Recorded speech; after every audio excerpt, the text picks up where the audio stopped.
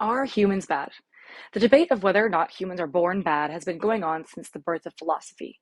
In this video, we're going to look at the 1952 novel Lord of the Flies, written by William Golding. Golding takes the argument that humans are definitely evil, and we'll discuss ways in which he's right or wrong, a summary of the book, and connections to other works in real life that can help develop this argument.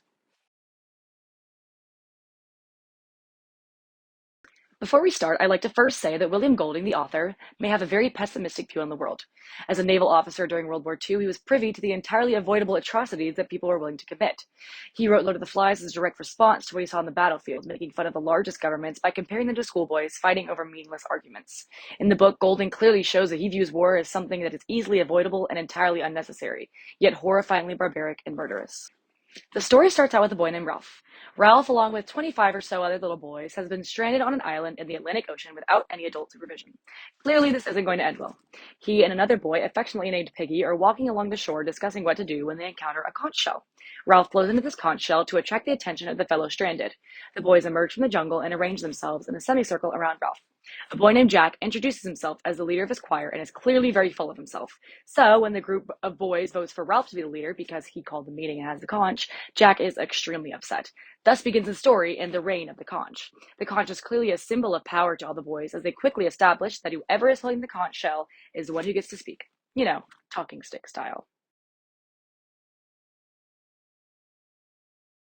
I'm going to interject here and mention something maybe really random. In one episode of SpongeBob called Club SpongeBob, they clearly reference one of the flies, specifically the conch shell. SpongeBob and Patrick, when stranded in the wilderness, use their magic conch shell to retain order and remain sane. Squidward, however, does not have any form of society like they do, and much like some of the boys in Lord of the Flies, ends up going feral. The correlation between abandoning the need to meet others' expectations and suddenly acting wild is very clear in both examples, leading one to believe that the reason we don't give in to our animalistic, possibly evil desires is because we fear from not benefiting from society. So, once Ralph is elected leader, they get their priorities in order. But of course, nobody can agree on anything. Piggy and a boy named Simon want to focus on building shelters for everyone to live in. Ralph wants to make a signal fire and keep it burning so that any passing ships can save them. And Jack just wants to hunt. And it's implied that he doesn't really want meat, he just wants to have fun killing things. Ralph is the chief, though, the kids agree, and so they should follow what he wants. Jack is sick of Ralph's rules, but doesn't do anything about it until he puts on a mask of clay, transforming into an entirely new person.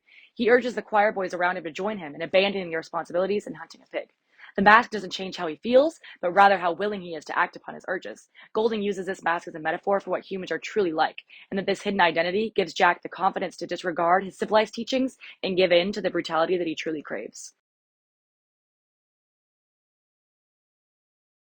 Jack, in this new personality, seems similar to someone else, the Joker. The Joker is a DC villain who is a normal man with a horrible mental health who puts on a face mask and suddenly is willing to address those issues violently. These two pieces are connected in that they both support the stance that under disguise people are willing to do what they truly want since they are free of scrutiny and the risk of being shunned. So, if they are doing what they truly want, and it usually turns out to be something very bad like murder in the Joker's case or ignoring Ralph's orders in Jack's case, that implies that their innermost desires lean towards the immoral. Unfortunately for the Islanders, the exact moment Jack and his crew choose to abandon their duties is the same time Ralph notices that a ship is passing by. Yikes. Ralph storms up the mountain as soon as he notices that the fire is, for whatever reason, not currently burning. Ralph waits at the top of the mountain with Piggy and Simon for Jack to return from whatever he's doing. When Jack emerges from the jungle with a pick in his hand, Ralph knows that his orders have been deliberately disobeyed, and he is livid. Jack decides he doesn't care though, since he still has that mask on. Sure, he feels a little guilty, but he soon forgets that and gets swept away by the fellow boys who have begun reenacting the killing of the pig. One boy gets thrown into the middle and is poked and hit with sticks repeatedly. Obviously, very scary. Golding seems to be implying that these boys, devoid of any other form of entertainment, seek violence to placate their boredom. Similarly, in ancient times, peasants passed the time by watching gruesome gladiator matches or watching a public execution. Another example of senseless violence being seen as fun is in fraternities and hazing. If humans did have a natural inclination towards violence, they'd go out of their way to create it and do it, right?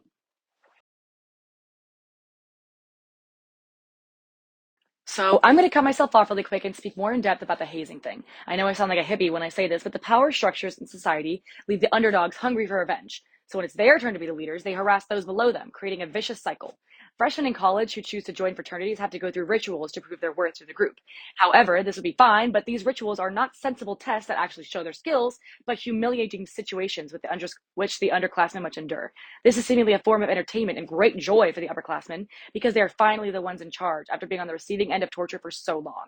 A similar thing happens in Lord of the Flies, where the boys, after ignoring their duties in civilized ways, feel free enough to participate in their own strange rituals, which apparently must entail someone as the object of harassment. Ralph is pretty disturbed by the general disregard for rules and decides to call a meeting to set everything right. He focuses on the idea of what parents or adults would say, basing his decisions on what society has taught him. Golding poses the question here of where rules come from and what makes them right or wrong. If we have just been reiterating the rules we've learned forever, where did those rules originate? How do we know they're the right rules? Are humans born good if their only reason for making rules in the first place is to possibly benefit themselves? The reason that Ralph wants things to be in order is to keep himself leader, whether he's doing that knowingly or not. If we do have what we classify as good morals, are those morals still good if we employ them simply when they are to our benefit? Well, there's an episode of one of my favorite shows, The Good Place, that seems to prove my point here. Eleanor, the main character, is trying to gain some good person points to ensure her spot in the good place, which is essentially what people would consider heaven. However, all of the good actions she does do not count because she's only doing them in order to benefit herself. So, in order to gain points, she sacrifices herself and willingly goes to the bad place. Eleanor may have learned her lesson, but Ralph surely did not. He continuously asks based on what will keep him in charge, meaning that whatever morals he has, even if he was born with them, he is using them to benefit himself and stay the leader. So things are generally going terrible. Nice. This is where the story really picks up. At this meeting that Ralph calls, there's a big debate about whether or not keeping the fire lit is really the most important thing. And as if this tension wasn't enough, one of the smaller children starts rambling about a supposed beast in the woods that he had a nightmare about. So now everyone's either scared or mad at the kid for making everyone scared. Simon chimes in and mentions that maybe what they're all scared of is each other. Good one, Simon, because that's definitely the problem. Anyways, they decide that they will go and see for themselves if there's a beast, and then they can make a plan from there. Great idea, guys. So the next morning, they venture up the mountain and do indeed find a strange creature. However, they don't stay long enough to find out it's really just a dead soldier who had ejected from his plane. Remember, this is in the middle of a war. They get down to the shore, clearly running away from something, alerting everyone else that yes, there's definitely a beast in the jungle. They hold a meeting and can't seem to agree on what to do, so they use their peanut brains to make the most horror movie decision possible: split up. Ralph thinks they should stay on the shore, away from the beast, and see if it'll just leave them alone. Jack, in his newly found confidence from his clay mask and hunting experience, said that they should just go kill the thing. This feud escalates into the boys splitting into tribes.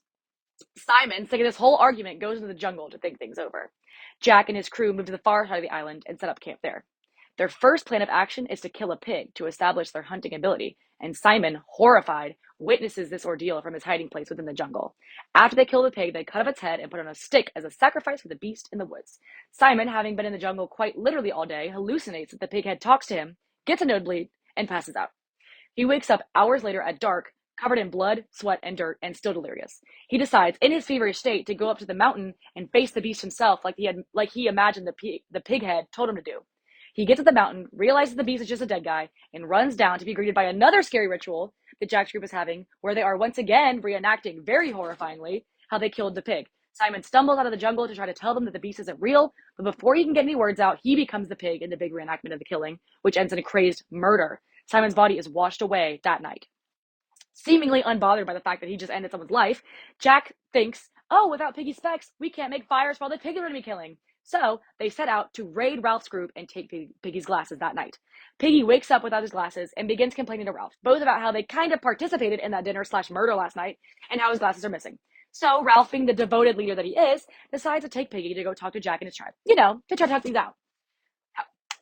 I guess his friend dying was a wake-up call to how ridiculous they were all acting. Jack didn't have the same wake-up call, however, and still adorned in his clay mask, decides that he wants to take his lunacy to the next level. Oh yeah! His friend Roger is his accomplice and pushes a boulder down a hill, killing Piggy. Whoops. Ralph knows he's next, so he gets the heck out of there. He runs away from the boys as long as he can while they're chasing after him until he stumbles over himself and lands on the beach, looks up, and meets eyes with a naval officer. The naval officer remarks that this is just like Coral Island, which we'll talk about, and the story ends with Ralph, Jack, and all of the other boys weeping, seemingly grieving their childhood and innocence. What a great ending.